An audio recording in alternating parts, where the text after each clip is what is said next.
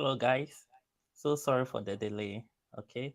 So, good evening, good morning, good afternoon, everyone, wherever you are watching us from. Um, this is our first time, so we are struggling a bit with the applications and all that. I mean, improvement comes with time. So hopefully in our next session it's going to be amazing. So this session it's about CV and cover letter development, and I'm sure there are or at least we all know the significance of a CV and a cover letter in our scholarship or school applications and in employment applications. Um, and also there are samples of CVs and cover letters online. So this session actually is not going to be about bombarding you with samples and of CVs and cover letters. However, the most significant thing about CV and cover letter development is about knowing how to organize it, because research has shown that most recruiters or employers use some a bit few seconds to scan through your CV. Therefore, it's essential for the most important things to appear on top of your CV, or how to organize it so that the few seconds they will use to scan through your CV is going to draw the attention. So that's why we are here today, and that's what I will be taking you through. So I'm just trying to share my screen, so please pardon me.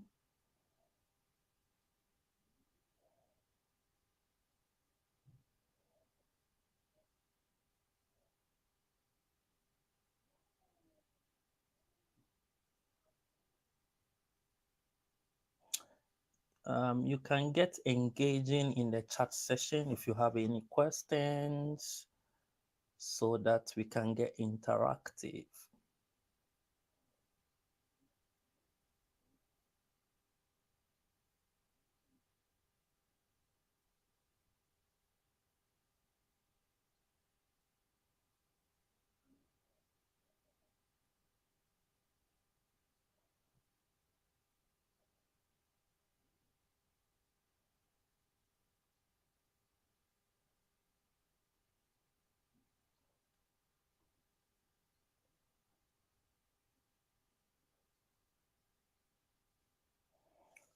All right, guys. So I'm sure you all see the screen. So this is a graduate recruiter who said, consider how you communicate. Consider how you communicate with busy potential employers. People in decision-making positions get hundreds of emails a day. Recruitment is just one more thing to deal with. You have to catch their imagination and make your case in the few seconds they look at your email. We can replace the email with CV or cover letter. So technically what it's saying is that recruiters receive hundreds, and I'm sure whenever there's a job vacancy, there are hundreds, thousands of people who apply for the same vacancy. So you can imagine the number of CVs and cover letters these people need to review. And therefore, that's why it's essential for you to pay much attention to the kind of CV and cover letter you submit. So let's move on. So let's look at crafting. So today's session is crafting a winning CV and a cover letter. So my name is Jonas Anoyeboa. I'm a registered nurse in Ghana, UK, US, and also I'm a respiratory nurse as well, and also a professional coach and mentor in training. I will be finishing soon. I'm an investor, content creator, and a servant of God. Yes. So our outline today, um, we will look at introduction, and we also look at CV development. That's employment and academics. We also have a look at cover letter development. So it's important, a presentation like this can't take all the stress out of your, job applications. I'm sure you know that. But our hope is that it will demystify the process for you and also what the recruiters and academicians are expecting from you. There are also examples of successful applicants, which will be having a look at their CVs and cover letters as well. So, understanding recruitment and scholarship applications. So, if you are a student looking for a scholarship, undergraduate, master's, postgraduate, or if you are, a job applicant looking for job opportunities, it's easy to approach applications with your own needs and wants in mind. And I've come to understand that most people, whenever they are applying for a job, they have a predetermined or they've preconditioned their mind what kind of personality they are going to present to the recruiter. Okay, so it's important to note that they have they published the vacancy and therefore they have a picture of a kind of person they want to recruit in mind. So you presenting a different picture to them makes you automatically sidelined. So it's easy to approach applications with your own needs and wants in mind, focusing on what you would like to say about yourself, your qualifications and experience, and your perceptions of your own talents. But for successful job applications, your starting point must be what your prospective employer needs and wants. It's important. That's why I said I'm not going to bombard you with templates. Okay, because we have enough templates and still we haven't succeeded securing scholarship or job applications, or whatsoever. So it's important for us to know the guiding principles. So you need to make sure you are presenting what the prospective employer needs and wants, not what you think they need. It's important we take note of that. It's important. So this is the head of global recruitment from Facebook, Instagram, that's Meta Switch. So it's important to tailor your CV or application to each job that you apply for. Each CV or cover letter is unique to the kind of job or scholarship you are applying for. It's important we take note of this. Don't generalize everything.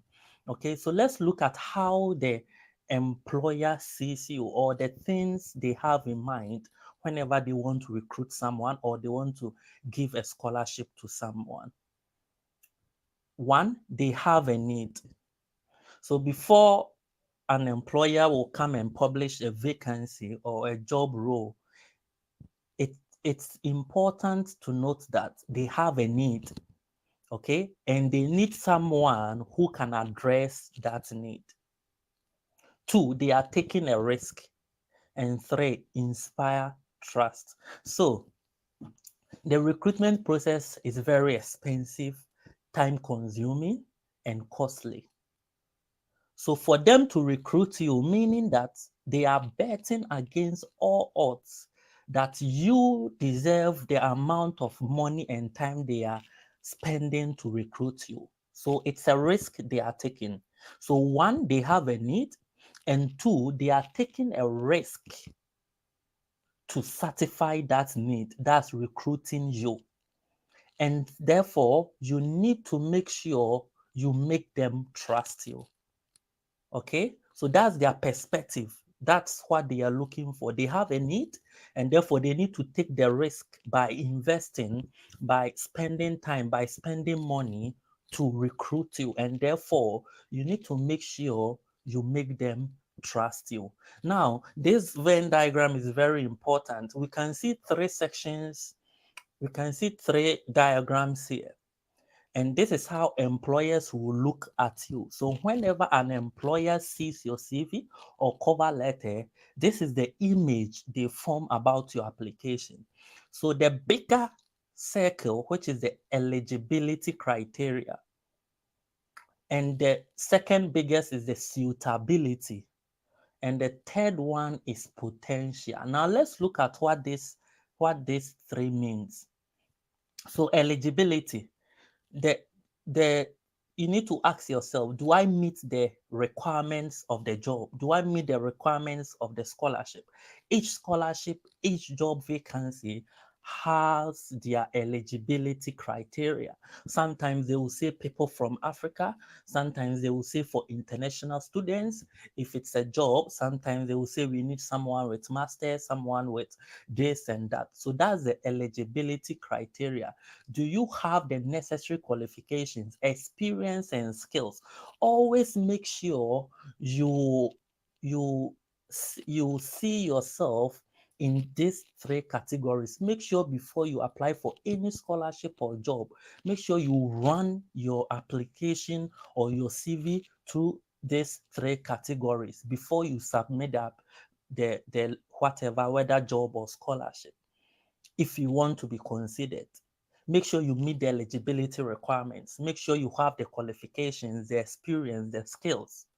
Don't just apply because there is a vacancy, because the more your applications are rejected, it brings frustration, it dampens your mood, and it makes you feel like giving up. So you therefore need to make sure you are sending the right application so that you get the right responses. If you don't meet this criteria, you are simply ineligible and want to be shortlisted if you don't meet the job criteria. So please pay attention. We'll be having a look at some,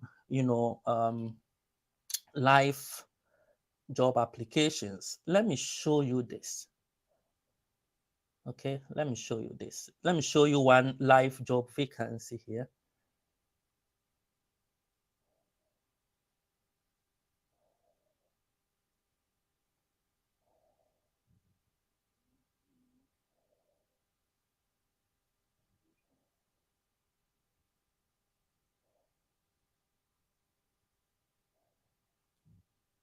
Okay, so this is a job vacancy from the NHS website.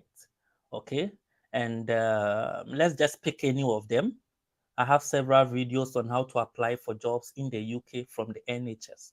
So I intentionally went there to just, so this is a finance manager position. Okay, and this is the job summary, as you can see on your screen. And this is the main duties of the job. Okay, so you need to make sure you read through the job duties. So all this is part of the eligibility criteria. If you think you can't perform the duties, meaning you are not eligible for that job, so you don't apply. Now let's scroll down. So this is the job description. You read that. Now this is the person specification. They have personal values. So these are the values they want the person to have. So you ask yourself, do you have these values? Can you demonstrate these values? Can you demonstrate communication and relationship skills? Can you demonstrate the knowledge requirements? Do you have excellent working knowledge on Microsoft Office? So these are the questions you need to ask yourself about eligibility. You need to make sure you meet all these requirements before you apply for that job if you want to be shortlisted. So let's proceed. I think we need to just finish with the guidance, then we go to the live demonstration so that we don't waste much time here.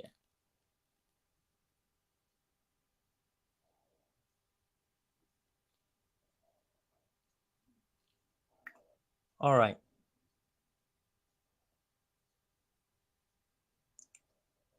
So that's the eligibility. So the second biggest circle was suitability. What kind of person are you? Will you fit well with the rest of the team? Are you a team player? So they're looking at how suitable you are for the role. Can so they ask themselves, can this person fit into our team? Does this person believe in the organization's values and ethics? There are some people that when they're applying for a school, even when you put out the video and they should watch and apply for jobs or scholarships, they don't watch the video, and also they don't even read about the thing you are talking about. So how can you picture yourself in the organization, or how can you picture yourself in the beliefs or principles of that scholarship? Remember, each scholarship has a reason why they are giving that scholarship, and therefore you need to portray yourself for them to see that image in you. The same way, if a vacancy is published, you need to portray yourself for them to see that this is the person we are looking for. This is the one suitable for this vacancy. This is the one suitable for this scholarship. Are you suitable? Do you believe in the organization's values? Do you believe in what the scholarship stands for? Okay, the language you use, the experiences you prioritize, what you say about your motivations, these all help give an impression of how suitable you are for the role of scholarship. You need to demonstrate passion. It needs to show in your application. And the third one is potential. Most of times, they look at the eligibility and the suitability because most people believe that potential can be nurtured. Therefore, they give less significance. But they need to see the focus, your vision in the application. So the potential is about, does this person have, that does this person has foresight? Does this person believes in the direction of the company? Does this person believe that after this scholarship he will be able to help achieve the goals of the scholarship? So recently we made the scholarship about the social better living scholarship in Berlin, and this scholarship is about volunteering in schools, less deprived areas. So they look at you. Does this person really believe in volunteerism? Does this person actually believe in sacrifices for the people? Does this person, so they need to make sure you have foresight, you believe in what the scholarship or the job role is describing. So they look at your potential. And as I said, most of the times potential can be nurtured. So they give less relevance to it, but they still consider it. Okay, so always remember that employers are taking a risk when they hire you. It's expensive to recruit you from Africa to come to overseas. Is very, very expensive. So they are taking a risk, and therefore they are very meticulous about the kind of person they recruit or give the scholarship to. A good application starts with thinking about the employer, not about yourself. Always think about the employer, what you can do. Can you help? Can you fit yourself in the organization's visions? Can you help? Can you work as a team with the organization? Always think about the employer. Always think about who is giving the scholarship and what they believe in. It's their money, so you need to dance to their tune. Don't ever approach any scholarship or any job application with your own perspective. Always dance to the tune of the employer or the recruiter. Generic applications sent off to lots of prospective employers without being adapted don't work because they don't address the individual employer's particular needs. As I said, each employer has a need, each scholarship has a need to address. Therefore, we should stop sending one CV to 1,000 organizations. You need to We will talk about bucket CV soon.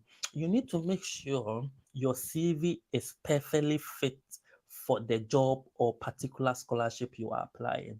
Make yourself appear less of a risk by targeting your application carefully. Show that you are capable of doing the job, you are motivated to do it, and you fit well. Don't assume employers will automatically see your potential. Give them give them a reason to trust you. Always give the recruiter a reason to trust you. Okay? So it's not about me giving you templates, it's about knowing the guiding principles, it's about knowing the mind of the recruiter, it's about knowing the perspective the scholarship select committee is looking at your application from, so that you can meet that perspective, so that you can address their way of thought. So CV development, let's put together our CV now. Save time, put together a bucket CV. This is very important, and I'm sure most of you are now hearing about a bucket CV. So keeping a bucket CV is a simple tactic that will help you to hone your application skills and save you valuable time.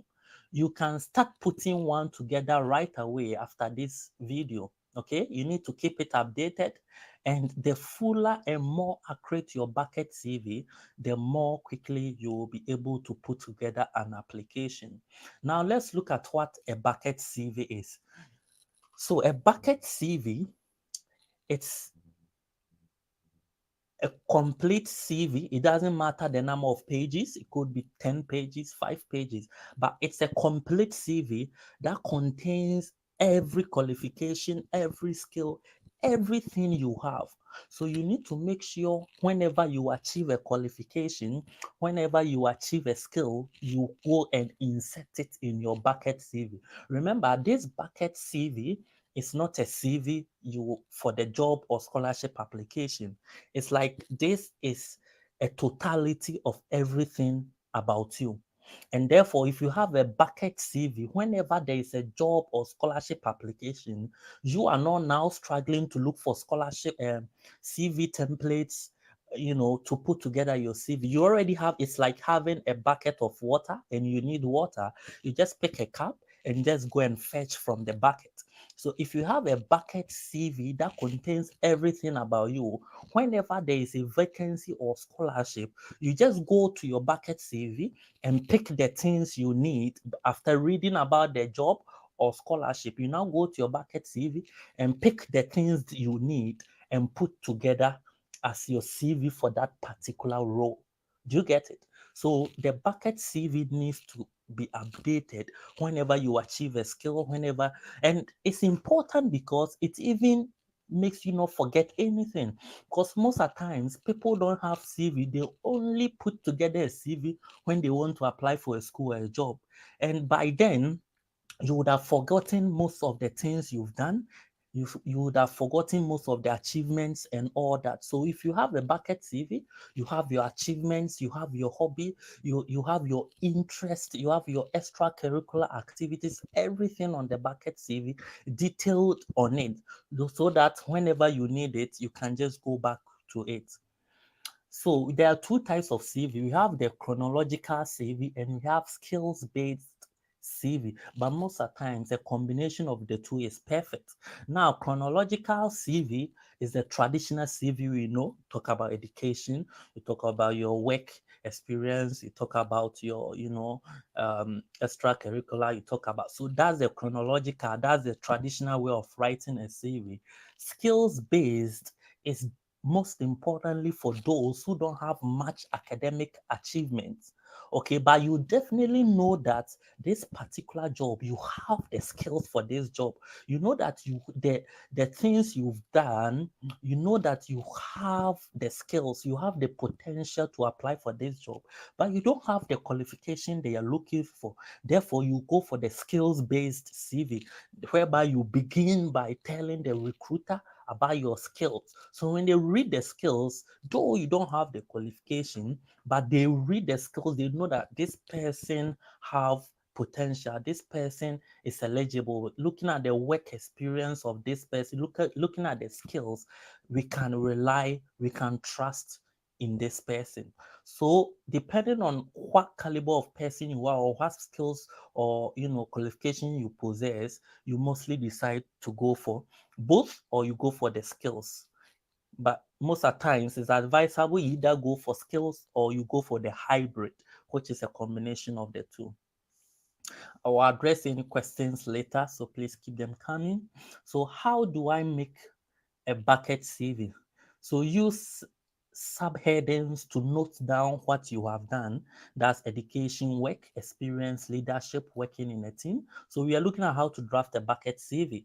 Okay, so you use subheadings. If it's work experience, you write work experience, you detailed it down. Okay, if it's sector specific experience, you put it down just like that. All right, and also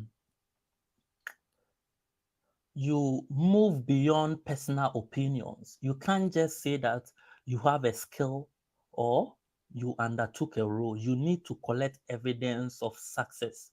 Don't worry about length, structure, or format. You are never going to send your bucket CV to an employer. It's for your reference. Okay, so you don't have to worry about the length of the bucket CV. It needs to be detailed. You can't just state that I was a front desk receptionist. Okay, so you need to be detailed.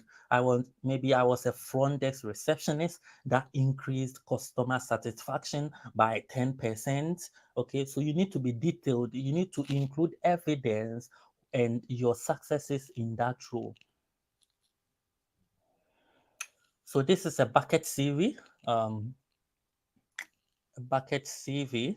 Okay, so you have your personal details, education, you have your work experience, you have your leadership or positions of responsibility. Always make sure it's detailed. Always make sure it's detailed. See, there is no need to have a separate section for paid and unpaid work experience. Okay, either you were paid or not paid, there's no need for that. Just put it all together as work experience. And you need to keep updating your bucket savior as well. And also, even there are some languages you need to prohibit. Avoid the use of hobbies. Rather, you can use extracurricular activities. And you need to demonstrate success in that role. Example, captained a team to first league win in 6 years or won an award for most improved. Most of the times the details also tells the employer or the scholarship panel as something about you. If you say that you are a captain of a football team, okay, if you say you're a captain of a football team and you led them to win a community league or something, it tells them about your leadership abilities. It tells them about your winning mentality. Okay, so whatever you put on your CV tells the recruiter something about you. So understanding the CV. Okay, so a CV or curriculum vitae is a comprehensive document that outlines an individual's academic and professional history. Okay, so it includes details such as education, work experience, skills, publications, awards, and any other relevant achievements. So that's a CV. So now, CV is typically used for academic, research, and international job applications and provides a detailed overview of a person's career and qualifications. So the sometimes you hear about resume, sometimes you hear about CV. Most people don't know the difference. So we taught it twice that it's just important to set the difference clear, make it clear what the difference are. So when you talk about CV and resume, we are going to look at them in four categories: the length, the content, its usage, and detail level. So when you talk about the length, okay, when you talk about the length, CV generally is longer, often often two or more pages, but a resume is usually 1 to 2 pages. So when you talk about the length, CV is 2 or more pages, resume is usually 1 to 2 pages. When you talk about the content, CV includes detailed information about one's academic background, work experience, publications, research, awards, affiliations, and other professional activities. Whereas resume summarizes work experience, skill. So CV is more detailed, whereas resume, you just need to highlight it. You don't need to go much into details. So most of times, I recommend always applying for jobs or scholarships with a CV so that it gives them a true and clearer picture about you. But most of times today usage depends on whether UK or US. It depends on which country, but it's used interchangeably. But to be on the safer side, if it's not clearly indicated in the application to produce a resume, most of the times go with the CV. So in terms of usage, CV commonly is used for academic, research, education, and international job applications, whereas resume is standard for most jobs applications in the private sector, especially in the United States and Canada. Yeah, so resume mostly is used in the United States and Canada. But as I said, if it's not clearly indicated that produce a resume, you need to submit a CV so it gives them a clear picture about you. Okay. Now, importance of a strong CV in school and job applications, first impression. Remember, you are in Nigeria, you are in Ghana, you are in Zambia, you are in, Zimbabwe, you are in India, Pakistan, Philippines. You are very far away, several kilometers from where the application is going. And most of the times, the recruiter or the scholarship panel doesn't even know your personality. They haven't encountered you, and therefore they don't or they cannot testify or say anything about you. The only thing that will tell them about you is your CV and cover letter. So that will give them the first impression. And it's always said that first impressions are mostly important. So you need to make sure you have a strong CV, okay, a positive impression, showcasing your professionalism and attention to detail. It is often that the first document that admissions officers or hiring managers review, making it crucial to stand out from your competition. Secondly, comprehensive overview. The CV provides them with a detailed overview about you. Okay, it also showcases relevant skills and experiences. All right, and this is one G's Fresh graduate recruiter. She said, ensure you can demonstrate a passion for the industry you want to enter. It's about passion. Hmm? Okay, and the fourth one is it increases your chances of selection. Importance of a strong CV. Four, it increases your chances of selection. A well-crafted CV can significantly improve your chances of being selected. And the fifth one is professional development. If you have a bucket CV, if you are falling short of some skills or qualifications, you get to know and you get to take up more courses and skills to improve upon yourself. And now let's look at some common mistakes to avoid on a CV. Typos and grammatical errors. You need to always get a peer review. You need to always get someone to proofread your application documents. Get someone you trust, not someone who spread it about. Hey, this person is doing this and that. Always get it to be proofread so that typos and grammatical errors will be eliminated. You need to include relevant information. The job application we looked at, you need to make sure everything on your CV is what they are looking for, because that is the eligibility and suitability they will be using to select or shortlist applicants. And don't be too generic. Don't use one CV for everything. You need to tailor your CV for the job.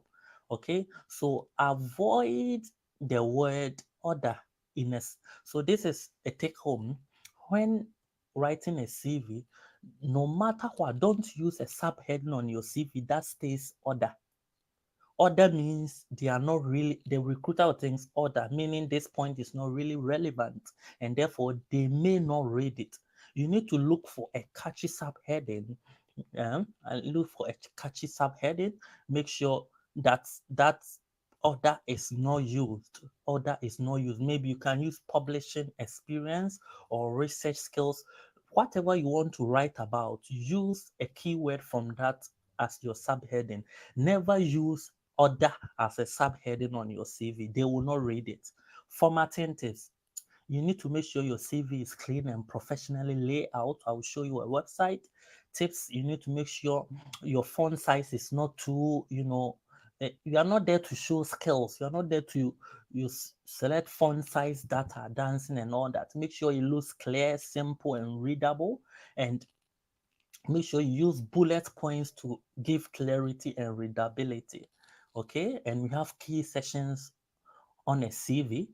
You need to always include your contact information. Never, and some people ask, is marital status important? It depends on what you are applying for. Sometimes some jobs, vacancies, or description will state that they have maybe bonuses for married people, or family. A recent scholarship in Australia we published, they were giving allowances to family or couples. In that instance, you need to include your marital status, and even if you have a number of children, you need to include for them to know. Okay, you need to include your professional summary on object, and this is also debatable. Some people ask, is professional summary objective important? You can include it. However, you need to make sure whatever you write about is about the organization. You can use the values of the organization to write, so that they see that, oh, this person portrays our values. Whatever that will show on your CV needs to make sure it's related to the job or scholarship you're applying. Okay, so talk about work experience, education, skills, additional sections. As I said, never state order. You need to be maybe certifications, volunteer experience, publications, projects, languages. Never use order on your CV. Okay, and this is, some additional guidelines for you as well. Cover letter. So let's look at cover letter development. Cover letter is quite straightforward. Okay, a cover letter is a personalized document submitted alongside your CV. So anything that must appear on the cover letter, I mean, the CV, as I said, cannot contain everything. So make sure the things you write in your cover letter is not on your CV. If not, it's repetition and you are losing space. Make sure your cover letter sells you. Okay, make sure your cover letter provides an introduction to you as a candidate. All right, and the purpose of cover letter, it gives a personal touch to your application. Okay, it highlights your, and also call to action. Always include in your cover letter that you are ready to come forward for an interview. Okay, these are additional, just we won't waste much time. Maybe we can meet some other time to, let's look at 5 things to avoid when writing a cover letter. Being overly friendly. Remember, it's official and professional. Don't write it like you are writing it to your friend. Okay, using a general greeting. This is also important. Dear sir or madam, to whom it may concern. Those things are old and we should stop using it. Most companies' websites have the name of their HR. Look for the name and address it to that specific person. If it's a scholarship panel, read it on the school and address it particular to that maybe dear scholarship select committee. Make sure you make it specific. Dear sir or madam, to whom it may concern. They are all old-fashioned. Being overly friendly, only focus on what the company, don't only focus on yourself. Focus on what the company, you can do for the company. Don't focus on what the company will give you. Okay, focus on what you can do for the company, how you can be a team player, how their values reflects in your personal experiences. Underselling yourself. Cover letter is a time to sell yourself. Okay, and also don't copy and paste from other people's sources. So now we will look at practical examples and demonstrations, and if you have any questions and contributions, you can bring it on board. Interesting, isn't it? Okay, so now let's have a look. um, let's have a look at a sample cover letter. Cover letter for the role, the finance role we looked at, so that you know how it is outlined.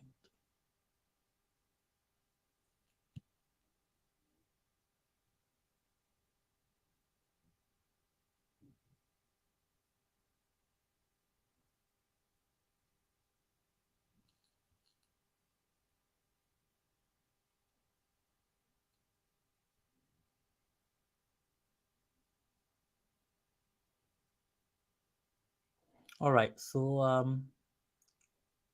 want to show you a cover letter.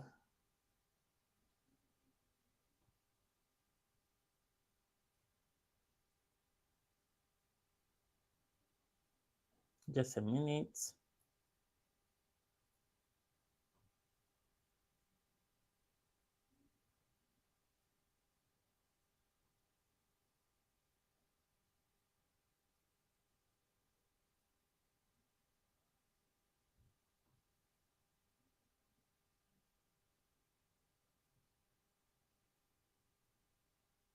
Okay.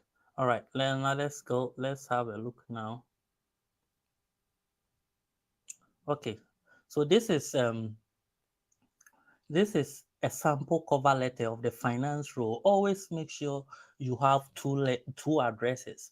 The first address is to yourself, and the second one is to the hiring manager. So as you can see, hiring manager, Sherwood Forest Hospitals NHS Trust address, dear hiring manager. If most of the time the hospitals have the names of their staff. So if you get the name of the hiring manager, you put it there. If not, it's better to dear hiring manager. It's more specified than dear sir or madam or dear to whom it may concern. No, don't do that. So I am writing to express my interest. So the first paragraph should always be about the job advertisement and how you see yourself connected to it. I am writing to express my interest in the finance manager position with your financial management team as well, with a proven track record in financial management and passion for enhancing healthcare delivery. I am enthusiastic about the opportunity to contribute to your multi-award winning team in my current role. Okay, so talk about your current experience.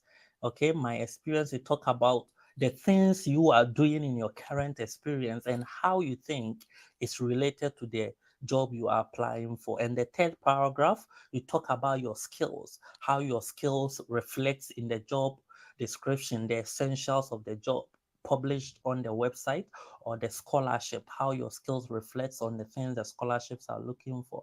Okay, you talk about it.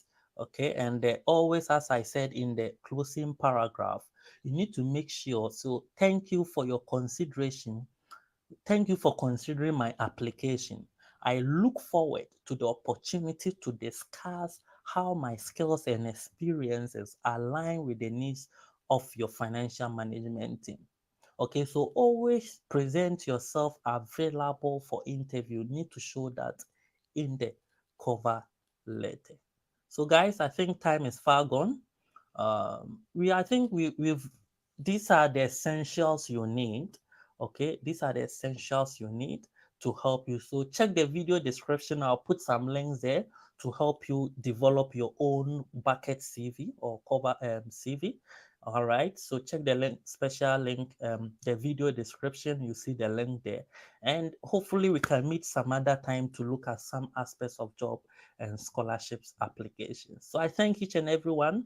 I thank you for your time and attention.